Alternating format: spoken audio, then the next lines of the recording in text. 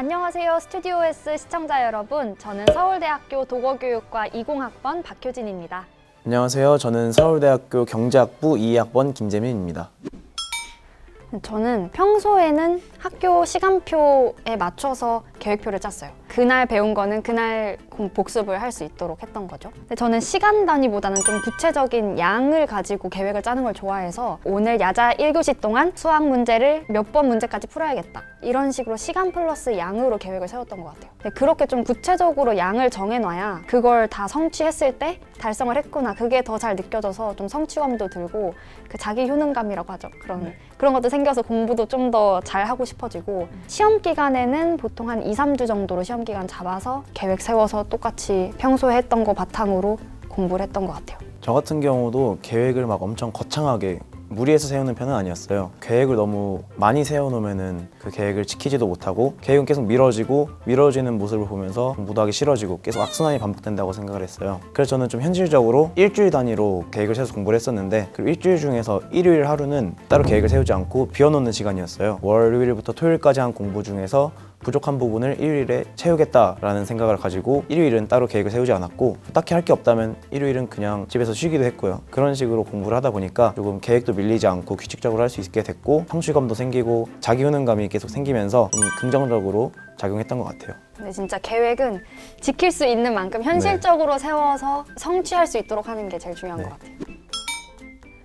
일단 저는 평소에 노트 필기를 따로 한 권 만드는 그런 스타일은 아니었어요. 보통 선생님들께서 프린트물을 주시기도 하시잖아요. 교재를 따로 사용하시기도 하고 뭐 교과서나 그런 교재나 프린트 자체에다가 따로 수업 들으면서 필기를 했고 근데 시험 기간에 공부할 때는 저는 백지공부법을 좀 많이 썼거든요. 백지공부법 아시죠? 백지에 혼자 정리하면서 적어보는 건데 그 과정이 결국은 노트 필기랑 뭐 비슷할 수도 있을 것 같아요. 그리고 특히 영어 같은 경우에는 고등학생 때 수능 특강이 시험범위에 많이 포함이 되잖아요. 근데 그게 긴 하나에 연결된 지문이 아니라 짧은 여러 지문들이 있다 보니까 근데 그 모든 글들을 시험 문제에서 내가 딱 봤을 때 바로 어떤 내용인지 기억이 나야 되고 짧은 글들을 다 잘 파악하는 게 중요하기 때문에 한 글을 좀 도식화해서 잘 나타낸 노트를 평소에 만들어뒀어요. 그럼 재민님은 내신 공부하실 때 필기 노트를 어떻게 작성하셨나요?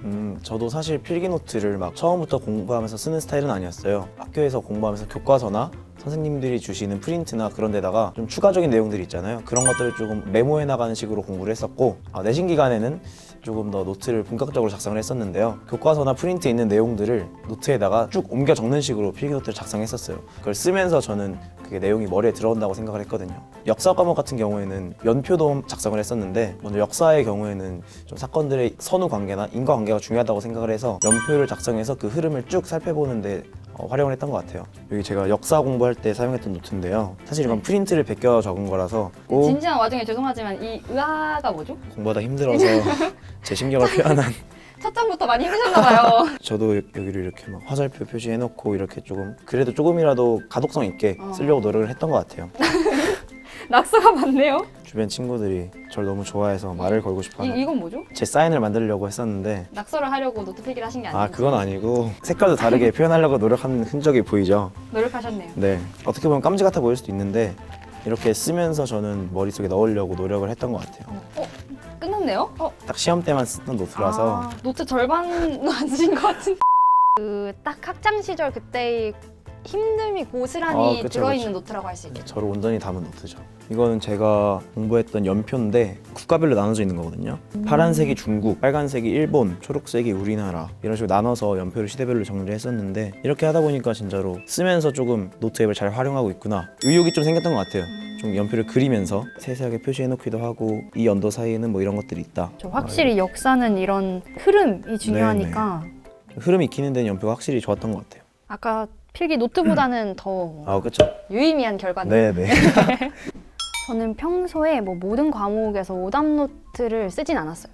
사실 그 오답 노트를 적는 것 자체보다 틀린 문제를 이해하고 넘어가는 게 더 중요하기 때문에 그 오답이 발생했을 때 어떻게 대처하는지가 더 중요하다고 생각을 하거든요. 문제를 틀렸을 때 내가 이걸 왜 틀렸는지, 뭐 내가 모르는 개념이었는지 아니면 잘못 알고 있는 개념이었는지 아니면 개념을 뭐 알고 있었지만 내가 적용을 잘 못한 건지 그 틀린 이유를 정확하게 파악하고 거기서 또 끝나면 안 돼. 그때 이러고 이해하고 넘어가도 한 이틀 지나면 까먹잖아요. 뭔가 그거를 언젠가 내가 다시 최소 2번 볼 수 있게끔 어떤 나만의 장치를 만들어 두는 건 필요한 것 같아요. 근데 저는 보통 어떤 문제를 풀다가 틀리면 그 개념과 관련된 교과서 부분에 옆에 뭐 놓쳤던 부분에 적어 놓는다거나 그냥 해설지 보고 똑같이 따라 적는 그런 예쁜 오답 노트가 아니라 왜 틀렸는지를 정확하게 적어 놓는 게 중요하다고 생각했기 때문에 제가 놓친 계산의 과정, 그 놓친 사고 이런 것들은 파란색, 실제 계산 좀 덜 중요한 부분은 뭐 검은색 볼펜 이렇게 구분을 해서 노트를 적었던 것 같아요. 재민님은 오답이 있을 때 어떻게 하셨나요? 저 같은 경우에도 멘토님처럼 뭐 오답 노트를 작성하는 스타일은 아니었어요. 오답 노트를 작성한다기보다는 문제를 풀다가 틀린 게 있으면은 그 틀린 문제 옆에다가 내가 이걸 왜 틀렸는지, 어떤 개념에서 실수를 했는지, 옳은 개념은 무엇인지 다시 써놓는 그런 식으로 공부를 했어요. 그렇게 문제지에다가 직접적으로 오답에 대한 정리를 해놓으면은 나중에 그 문제지를 최종적으로 복습하거나 공부할 때 훑어보면서 틀린 문제들을 좀 더 잘 살펴볼 수 있다고 생각을 했고, 제가 풀었던 문제지들을 살펴보면서 틀린 문제를 포함해서 여러 가지 문제들도 함께 살펴볼 수 있는 그런 효과가 있었다고 생각을 하거든요. 그리고 또 좀 더 구체적인 예시를 들어보자면 사회문화 공부를 할 때 그 문제집에서 틀린 게 있으면은 틀린 문제 옆에다가 어떤 개념을 틀렸는지, 그렇다면 맞는 개념은 무엇인지 적어놓고 그 문제 옆에다가 개념 교과서에 있는 해당 개념을 설명하고 있는 문제집의 페이지 수를 적어놨어요. 그렇게 하면은 나중에 다시 살펴보면서 아, 이 개념이 틀렸지, 근데 이거는 앞에 몇 페이지 있었구나 하면서 다시 한번 또 쉽게 찾아볼 수 있는 그런 게 저는 좋았다고 생각을 합니다. 사실 저는 전혀 근거가 없는 얘기라고 생각합니다. 뭐 3시간을 공부를 해도 다른 사람이 1시간 만에 끝낼 수 있는 그런 양을 했을 수도 있는 거고, 그 공부의 시간보다는 내가 그 시간에 얼마나 집중해서 많은 것을 했는지가 더 중요하다고 생각합니다.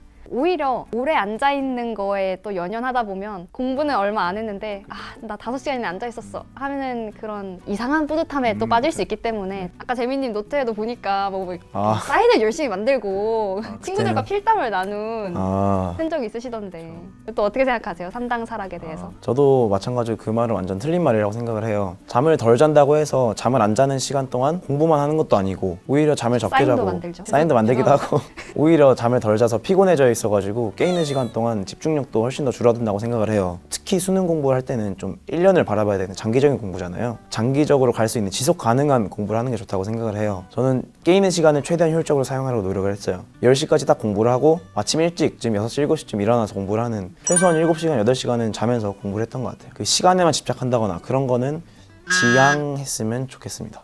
일단 저는 맞지 않다고 생각합니다. 그 문제를 많이 푸는 양치기식 공부보다는 적은 문제라도 혼자 깊이 고민하면서 공부하는 게 맞다고 생각하고, 그리고 뭐 물론 진짜 어마무시한 양의 문제를 풀면서 다 제대로 풀면 공부가 정말 잘 되겠지만 사실 양치기 공부를 한다고 하는 친구들은 제대로 푸는 것보다 많이 푸는 것에 집중을 하거든요.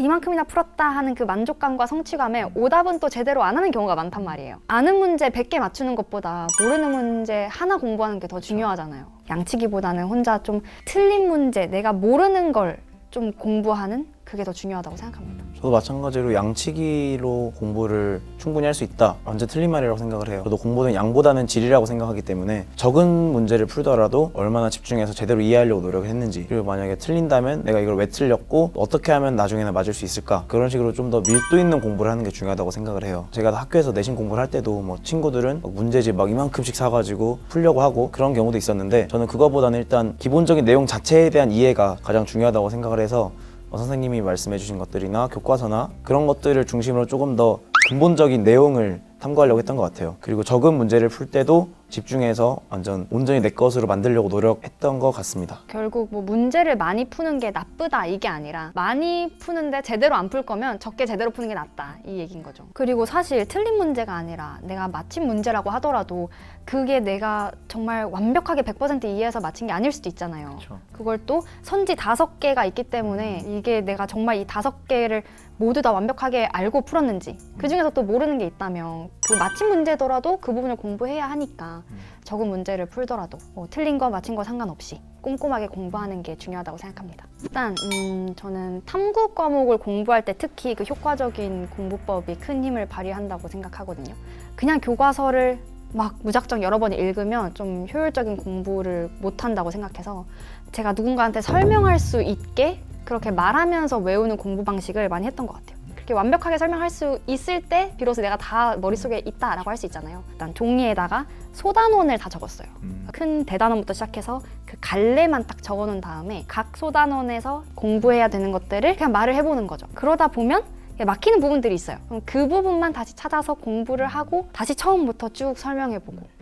재민님 같은 경우에는 그 질적으로 좋은 공부, 그걸 어떻게 하셨나요? 질적으로 좋은 공부를 하기 위해서는 내가 뭘 알고 내가 뭘 모르는지를 파악하는 게 중요하다고 생각을 했어요. 제가 그렇게 하기 위해서 썼던 방법은 친구들이랑 같이 공부를 하는 거였는데, 친구들이랑 같이 공부를 하면서 결국 마지막에는 내가 친구한테 내가 배운 내용을 설명해주고 친구가 나한테 설명해주는 걸 또 듣고, 친구가 객관적인 시각에서 내가 어떤 걸 모르고 어떤 걸 잘 알고 있는지를 잘 판단해줄 수 있다고 생각을 했어요. 역사 과목 공부를 할 때 친구한테 이 시대에 이런 내용이 있었어, 이것 때문에 이런 사건이 일어났어, 이런 식으로 쭉 설명을 하다 보면은 너 이 내용 빠뜨리고 얘기했다 뭐 그러면은 아 내가 그걸 놓치고 있었네, 그렇게 또 파악할 수도 있고, 그런 식으로 또 서로 설명을 해주면서 공부를 하니까 내가 뭘 모르는지 뭘 아는지를 잘 파악할 수 있었고, 그리고 또 설명을 하면서 또 공부가 되는 그런 식으로 공부가 저는 잘 됐던 것 같습니다. 저는 심리학과에서 뭐 열리는 그런 심리검사에 한번 참여했다가 메타인지라는 개념을 접했던 적이 있는데, 인지 너머의 것, 뭐 인지에 대한 인지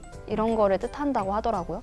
그러니까 결국은 내가 아는 것과 모르는 것이 무엇인지를 아는 것이 메타인지라고 할 수 있는 거죠. 그래서 이 메타인지 학습법, 공부법이라고 하면은 내가 아는 것과 모르는 것이 무엇인지를 정확하게 파악해서 하는 공부 방법이라고 할 수 있는 거죠. 네. 사실 이 메타인지 공부법이라는 용어가 떠오른 지는 얼마 안 됐지만 저희가 고등학교 때 했던 공부법들도 알게 모르게 다 이런 메타인지를 활용한 빈틈을 메꿔가는 그런 공부였던 것 같아요. 그렇죠? 네. 백지 공부법이라든지 친구들한테 서로 설명해주면서 내가 뭘 알고 뭘 모르는지 알고 넘어가는 그런 공부법들이 메타인지랑 많이 다 있는 것 같네요. 그런 기기가 있으면 저는 너무 좋을 것 같아요. 어릴 때부터 할 수 있다면 엄청 도움이 될 것 같은데요. 공부를 시작하는데도 어려움을 겪는 친구들이 있잖아요. 그런 친구들을 좀 도와줄 수도 있고, 아니면 이런 효율적인 메타인지 공부법으로 가는 지름길로 좀 인도를 해줄 수 있는 거죠. 오, 되게 귀엽게 생겼다. 제가 한번 학습을 해보도록 하겠습니다. 우리 국토의 자연환경을 해볼게요. 일단 공부하기. 이렇게 따라 그리면서 그림을 그리면서 네, 오감을 다 활용해서 학습을 하는 거죠. 이제 이런 식으로 할 수 있고, 이제 여기서 갯벼 노트를 학습을 안 했으니까 살짝 베껴 봅시다. 그릴 수가 있네요. 그럼 이제 다른 친구들이 한 걸 좀 볼까요? 다른 나가서 친구들이. 갯벼 왕을 볼까요 한번? 좋습니다. 그 친구들이 한 게 많네요. 이렇게 되게 알록달록하게 예쁘게 정리를 잘했네요. 아까 그 재민님의 노트와는 되게 비교되는. 좋은 기기를 가지고 하니까. 근데 이 친구도 물론 뭐 정리 잘했고, 갯벼왕 친구들 거 보면은 뭐 영어도 있고 도움이 되게 많이 될 것 같아요. 다양한 친구들 서로 도움도 걸. 받으면서. 네, 서로 걸 다 이렇게 볼 수 있으니까 내가 직접 정리해보는 것도 중요하지만 정리를 잘한 친구들 거를 보는 것도 중요하잖아요. 그리고 지금 이 친구들처럼 또 제가 정리를 잘해서 어떻게 친구들과 공유를 할 수도 있는 거잖아요. 이런 것들이 결국 저희가 계속 말했던 뭐 백지 공부법, 아니면 친구들이랑 서로 모르는 부분 짚어주면서 하는 공부법, 이런 거랑 거의 비슷한 것 같은데요. 그렇죠. 저는 엄청 큰 도움이 될 것 같아요. 네. 갯벼처럼 뼈대를 맞춰서 마인드맵을 그려나가잖아요. 근데 그런 구조화가 특히 공부할 때 되게 중요하고 네. 또 도움이 많이 되기도 하고, 또 이렇게 친구들 거를 같이 볼 수 있으니까 서로 공유하면서 큰 도움이 될 것 같아요. 되게 학년 구분도 따로 뭐 정해져 있는 게 아니라서 선행학습도 할 때 도움이 될 수도 있을 것 같고, 형제 자매가 있다면은 같이 활용할 수 있을 것 같아요. 언니 오빠가 하고 있는 거 보면 살짝씩 탐나잖아요. 그쵸. 그러면 몰래 뺏어와가지고 또 할 수 있고, 나도 갯벼 노트 그리고 그럴 수 있겠죠. 그렇죠. 사실 요즘 메타인지라는 용어가 너무 좀 떠오르면서 메타인지 공부가 도대체 뭐야? 라고 오히려 혼란스러운 친구들도 많을 것 같은데요.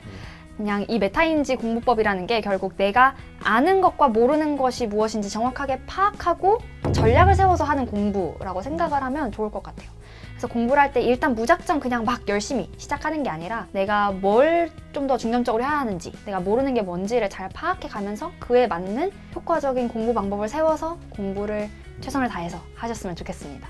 메타인지라는 말 자체가 막 생소하고 어려워 보일 수도 있지만, 결국 내가 어떤 걸 알고 어떤 걸 모르는지만 파악하면 되기 때문에 그동안 본인이 하던 공부에서 끝까지 포기하지만 말고 자기가 하던 공부에 대한 성찰의 시간만 조금 더 준다면 충분히 메타인지 공부법을 실천할 수 있을 것이라고 생각합니다. 저희 스튜디오 S와 비상교육이 구독자 이벤트를 준비했습니다. 이 영상을 보시고 좋아요와 감상평을 남겨주시고 아래에 있는 내용을 참고해서 이벤트 참여를 해주시면 추첨을 통해 스타벅스 아메리카노 기프티콘을 무려 10분에게 드린다고 합니다. 메타인지 공부를 보조해주는 비상교육 YG 캠프 수박시 무료 체험 시 당첨 확률이 더 올라간다고 하니까요. 많이 이용해주세요. 그럼 안녕. 안녕.